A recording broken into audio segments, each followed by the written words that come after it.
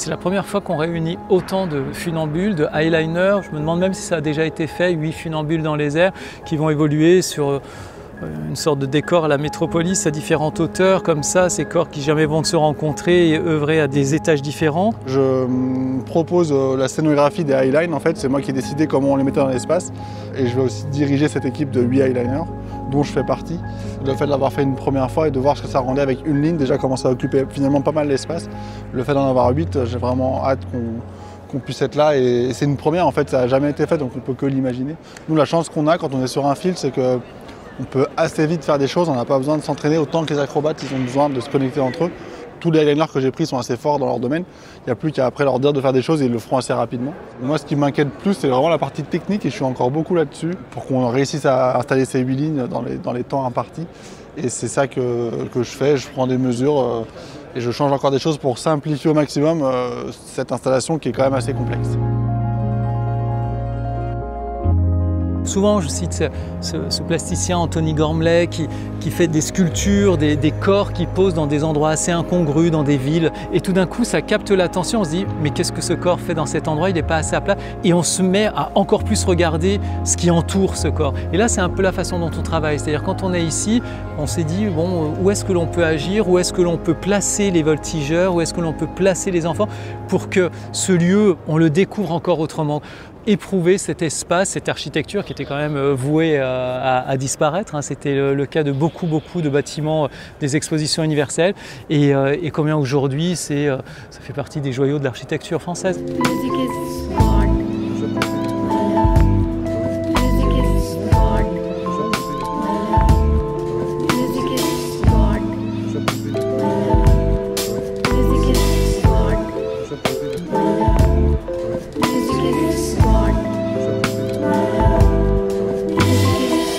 L'image, le groupe, les artistes avec lesquels on travaille vont faire tout un travail de mapping, de projection vidéo et qui vont transformer cette architecture en faisant tomber le mur de façon métaphorique évidemment. On est en charge ici de la création vidéo, le vidéomapping qui sera sur la voûte du Grand Palais, en haut de l'escalier d'honneur. On a été invité par le théâtre de Chaillot pour prolonger la verrière, pour prolonger l'effet architectural de la verrière en arrière-plan de la mise en scène des eyeliners et également pour pouvoir créer une sorte d'effet trompe-l'œil, comme si le soleil continuait de se diffuser et d'évoluer derrière l'architecture. Nous, on travaille principalement avec des simulations 3D. On vient d'abord, grâce à la peinture numérique et à la modélisation, recréer toute une architecture qui vient envelopper la voûte, on l'anime et puis on va intégrer des plans qui vont être filmés par les équipes du Théâtre National de Chaillot, des plans vidéo qui viendront se superposer à l'architecture.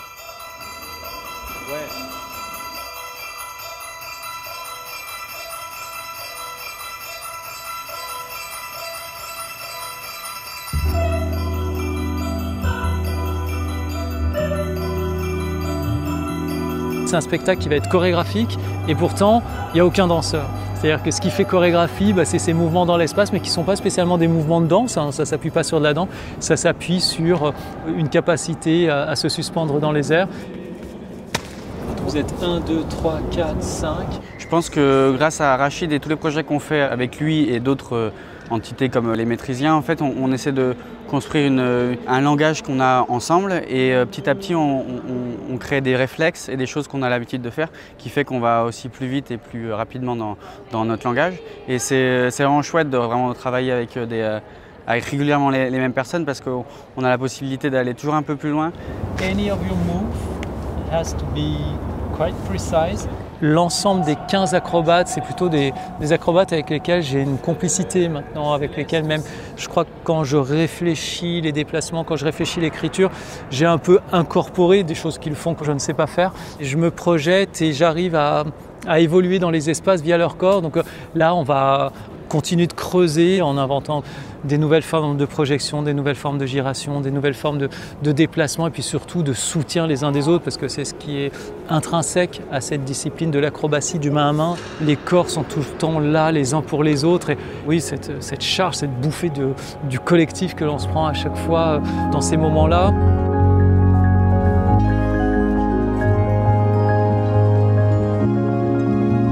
Les spectateurs vont être couchés au sol, orientés vers ce ciel Et c'est vrai qu'on a l'impression d'un appel du ciel, d'une chute vers les corps. On a l'impression de les rejoindre en étant dans cette position couchée assez inhabituelle. Ce qui va se passer à partir de maintenant, c'est de trouver l'organicité de tout ça, le continuendo, cette suspension qui fait qu'on ne décroche pas pendant 1 heure dans ce lieu qui à chaque fois va nous apparaître nouvellement en fonction des morceaux de Chassol, en fonction des actions. Voilà, on va rentrer dans la finesse de l'écriture.